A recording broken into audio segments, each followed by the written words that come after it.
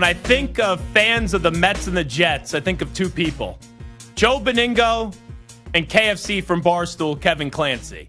Now, here's the thing. If we ever tried to get Joe to connect to a Zoom, we'd probably run out of time. So that's why we ended up bringing on Kevin Clancy today. KFC, how you been? I'm good, man. I'll take that. That is a huge honor as a guy growing up in New York my age. Even being in the same sentence as Joe B is a big honor. So even if it's because he can't work a Zoom call, I will take it. Yeah, we'd probably have a viral moment if we tried to get Joe on via Zoom. He'd be like complaining about his cat and why Sauce Gardner is overrated and all that stuff. But let's be positive out of the gate. I'm 30 years old. You know, obviously I remember parts of 2001, but you don't live and die with the team then, in the early 2000s. For me, 2006, 2015 have been the two best Mets teams of my lifetime. But what this team is doing, even if they don't get to the World Series, I already think this team is more fun than the 2015 team. How about your Mets kind of history and how far you're willing to go with this team? Yeah, this is the most fun. You also have to understand, hey, everyone's a different type of fan. I don't usually find baseball fun. I am the type of guy who's watching like a game, May 15th, and I'm like screaming about the bullpen, so none of it's ever fun to me. That was actually the problem with 2022. I always thought that 2022 was amazing, but because the Braves never lost a single game, we couldn't enjoy it. There was no fun. This has been nothing but fun. From the gimmicks and the memes and the things that usually come across as corny and stupid because the Mets are losing and still doing these things are now fun because they made a run. So the Grimace and OMG and the song and Actua and all these things that are like Pitbull. You have all of this fun surrounding it now. As far as fun, this has got to be. We'll see where this ends, but this is right up there. 2006 was gonna be probably the funnest until we know how that ended. Mm-hmm. And then 07 could have been fun. We didn't even get a chance. But I also really have a soft spot in my heart for 99 and 2000 was really, the grand single was incredible. That greatest infield ever was really great. 10 runs in the 8th against Atlanta.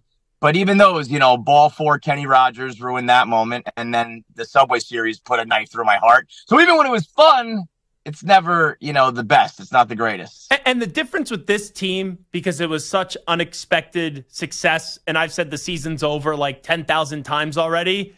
In the last 2 weeks, I've developed a confidence that whenever they allow a run or whenever they're down in a game, they're going to find a way to get the job done. Yeah, man, that's one of the things when I was growing up. And that doesn't happen for us Mets fans. Never. No. When I was growing up, I was born in 85. And so obviously in 86 and those years, there was that magic. And they were the amazing Mets. And they would come back. And I always heard about that. But then my entire life, I never witnessed it. We don't come back. Our bullpen stinks. We underperform, So I never experienced that. And now this is such a great feeling as any fan. The feeling of no lead is too much for us. We're never out of any game. As long as, we've got the 7th, 8th, and 9th, we still got a shot. That is the best thing you can ask for, especially for Mets fans who I think we are doomed to, just deal with a bullpen for the rest of our lives. I don't think we'll ever have just a true shutdown bullpen. So knowing that these guys can go up there in the late innings and be like, yeah, I'll hit a home run now. No big deal. We'll get a rally going. Don't worry. I mean, the fact that we're even debating where Lindor, which of Lindor's home runs is more historic, and is Pete's home run better than Lindor's? We have 3 of the greatest home runs in baseball history in a matter of 10 days. It's remarkable. And you mentioned the bullpen, like Braden Looper, Armando Benitez. We could go on and on and on. But let's not do that today. Let's keep it positive. I know that David Peterson, right, they could have used him in the 9th, but I still thought you had to put Diaz out there because if you don't put Diaz in that spot, I think you really lose him. And early on, I was like, oh, they should have kept Peterson in. I was an idiot for even thinking that. But ultimately, he came through, and it's better. At least you're not the Guardians closer. At least you're not Williams with the Brewers, that it didn't cost us in that spot. Well, here's the thing. You're right. If you can't go to your closer 4-1 in the ninth, you don't have a closer. That's no longer a closer in my mind. And I was thinking about leaving Peterson in, and I honestly think he probably could have got the job done. My fear was that if he couldn't, now you bring Diaz in a, not a clean inning. And we know he's not good at that either. Now, it turned out that he was, ready to walk the ballpark anyway. And I don't think you can get away with that many times. So, that's got to stop. With Diaz, man, it's the first pitch. If the first pitch is a strike, you're good. If once he starts sailing those fastballs, you're like, oh, we're in for it. But I did love hearing, I saw a couple of beat reporters say that Lindor, they had their meeting on the mound and they told him, he said something like, let's go. Yeah. And Lindor said, no, not let's go. Do it. And just throw your fastball and gas them. Those little tidbits I love, because that's, being a reliever is, in my mind, 90% mental. So the fact that there's Lindor once again, the captain of this team, making it happen. So I had an interesting perspective last night because I had a credential for the game, but I was also roaming around the stands for the first 8 innings and being crazy fan Zach. And then I was like, oh, I'll go be professional Zach for the last inning and a half. And I go into the interview room afterwards and I was talking to Lindor, and he's just as cool could be. Like, if I hit a home run in that spot, I'd be like how Pete was in game 3 up against Milwaukee. He's just jogging around the bases, and he even said it, the job's not done yet. He wants to win a World Series. It's almost like he's not letting himself exhale, and that's what I love in a superstar. I also, don't get me wrong, I love the Winker pimp job. I love the Pete bat flip. I love it all. But when it's your shortstop, it's your captain, it's your franchise player, the fact that he can even remain calm. I mean, he hit that ball like it was, April 15th. Just jogged the bases, flashed that $1 million smile with the OMG sign. And, probably in his head, it's because he knew that we still got to get through Edwin Diaz and we don't know what we're going to get. But, there's certain guys where the pimp job is like, it fits you. And then this is even cooler when you're just like, I am so cool, calm, and collected. He knew we needed to finish that game. And even if we did, the job is really not finished in the long run. So, he's unbelievable, man. I've been a Lindor guy since prior to the Mets. He was just a player that jumped out at me. I remember when we were kind of going through that golden era of shortstops where there was Correa and Seager and everybody. And I remember seeing a poll on Twitter, and Lindor got like none of the vote. And I remember being like, everybody's sleeping on Lindor. Like, this guy is the one. And I just took a liking to him and always followed him. And the fact that he ended up on my team, and then the fact that there were guys doubting him, fans, we call him the Lindorks, who just, complain about everything he does. And I thought he's going to be like another Beltran, like a star that just never got his love and his proper due. And I think he finally did enough to get that. And if there's anybody else left out there who still doubts him, or if he gets off to a little bit of a slow start next year, and you're still giving him a hard time, just get out of it. Just stop. Just get out of our fan base. We don't want you anymore. So in my lifetime, 30 years old once again, Kevin Clancy from Barstool, KFC from Barstool here with us. My 2 favorite Mets, obviously Mike Piazza and then David Wright. Where do we put Lindor in that right now? Is he 3? Does he move past Wright? Does he get up to 1 with the World Series? Like, how far are we willing to go with Lindor? He brings you a World Series. He's got to go to number 1 in my eyes. I mean, he's already had these classic moments that, it's funny to be in the first round in this fake wild card round and then the DS because, you still have such a long way to go, but a home run to get in and a home run to save the season and a grand slam to kill your division rival is enough to I hate to say it because he's awesome, but in the end, David Wright got snake bitten by injuries and never really had a chance to have any of those truly classic moments. I think I would put him past Wright at this point. Piazza, I think, he just needs more time to amass the numbers. I think when it's all said and done, he's going to be the number 1 Met of all time. And at this point, as far as favorites go, it's Well, for me, it's Bartolo Colon, and then Lindor. I've always got a soft spot for Big Sexy. Big Sexy, when you hit a home run, yeah, I'm okay with that being number one on the list.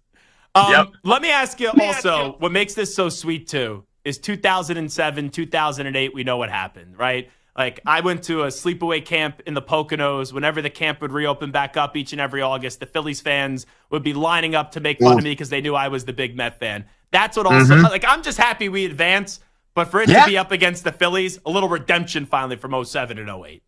Yeah, I actually lived outside of Philly for a couple years, like first, second, third grade. So I have some friends out there, and I remember then we moved back to New York, and my mother stayed in contact with one of the families that we knew out there, and so they would talk on the phone. And in 2007, they were having like a catch-up phone call. And at the end of the phone call, this other mom in Philadelphia just said, "We're going to catch you," and hung up the phone. And they did. And it was like my mom has been mad about it, ever since. And so I was thinking about that family and any any Phillies fans who were, trashing on us in 07 and really all through this year as well. I mean, even up until last night, Nick Castellanos being like, we're still the better team. Like, by what metric, bro? We beat you in the playoffs. We beat you in September. We were at a better record than you in September, August, July, and June. We're the better team for 75% of the year. We are the better team. So, there is a little extra satisfaction doing it to the Phillies for sure. And then the Barstool perspective of this too. Because I've known Frank the Tank since 2016 or 2017 when I was doing local AM radio on 920 AM The Jersey, which I don't even think exists anymore. And Frank being a Jersey guy, he explodes on the scene. We used to bring him on all the time. So I've always been a fan of his. I've always been a fan of yours. But in 2022, it got real ugly with you and Clem going up against Frank the Tank. And now it's like odd where Tank is smiling. He's happy. You guys are embracing. And it's brought it together that, hey, we all love this team at the end of the day. We all want them to win. And the streams have been a whole lot of fun, obviously. Yeah, the streams have been awesome, man. I was always the negative Mets fan and still really am. More I should say, pessimistic, because I still always support the team. But I'm always the guy who's like, the sky is falling, because for 35 years for me, the sky has been falling. I'm 39 years old. As soon as I can remember watching the team, the sky always kept falling. In 22, Frank was so negative, and he actually admitted it for the first time just yesterday. He was like, in 22, I think I was taking out a lot of frustration on the team because of how good the Braves were. And I was like, yes, I was screaming that at you for 6 straight months. Like, some of those fans, Frank fans, didn't enjoy, the best record we've ever had because they were too busy being mad that the Braves wouldn't lose. So Frank the Tank is that guy who's just always so negative and had no perspective. What we have back is Frank Fleming. Frank Fleming is now, it's a little bit like Walter White Heisenberg. Frank Fleming is back. He's gone on 105 straight walks. He's lost like 100 pounds. I think his mental health is better. He's looking sexy, Frank, these days. What's that? He's looking sexy, Frank, these days. Yeah, he might be big sexy. Yeah. So, and we are now aligned on a lot of the feelings we have about the Mets. So there's a lot of likable players on the team. As far as the fans at Barstool, we are a bunch of weirdos. We're the aliens. Yes. We've got all shapes and sizes. We've got big guys, small guys, short guys, tall guys, young guys, old guys, skinny guys, fat guys, real whack pack.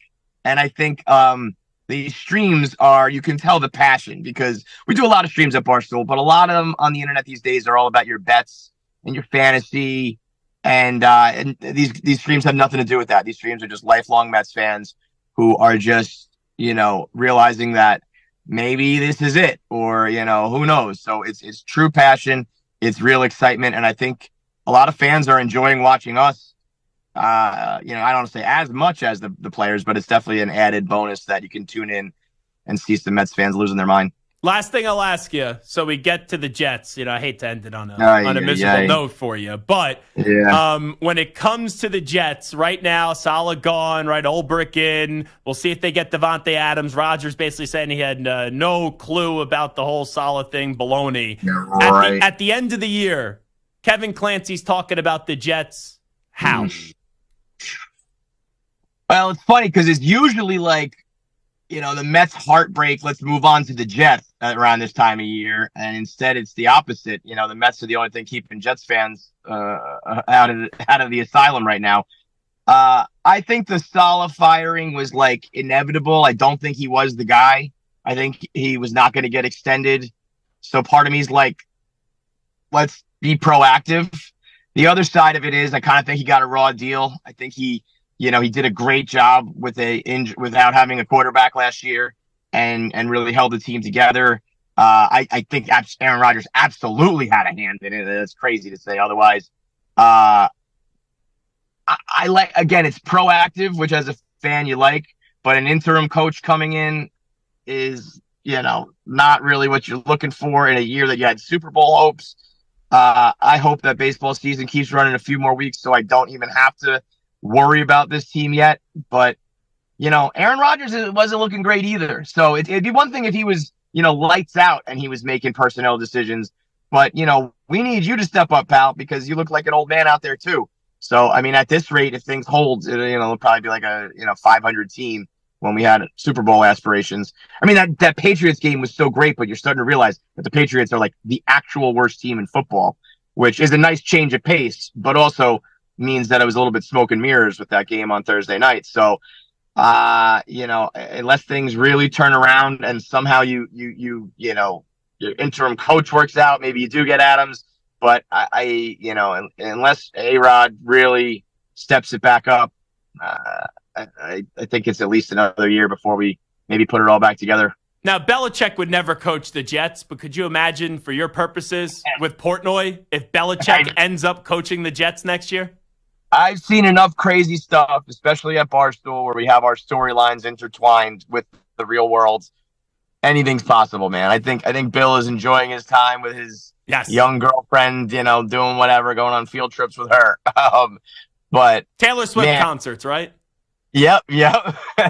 Wouldn't that be funny though? Wouldn't that be something if there was a little bit of Belichick wanting it to stick it to Kraft and the Patriots, and I don't think it would ever happen, but maybe undo the karma of the resignation on the napkin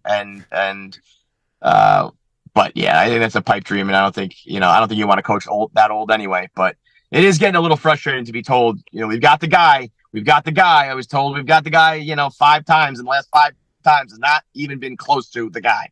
So I don't know what you do. Really, as always, we throw it to the Mets. It goes to ownership, man. It's, you think you might have a good GM here. Douglas at least did everything he could. But, it goes all the way to the top. And you have to change everything in an organization before you really turn it around the way Cohen has. And I think hopefully someday somebody does that with the Jets. Maybe it'll be Gary Vee. Who knows? I don't know. How about that? That would be something. KFC Barstool, Kevin Clancy. Kevin, appreciate it. Thanks so much. Thank you, man. Have a good one. You got it.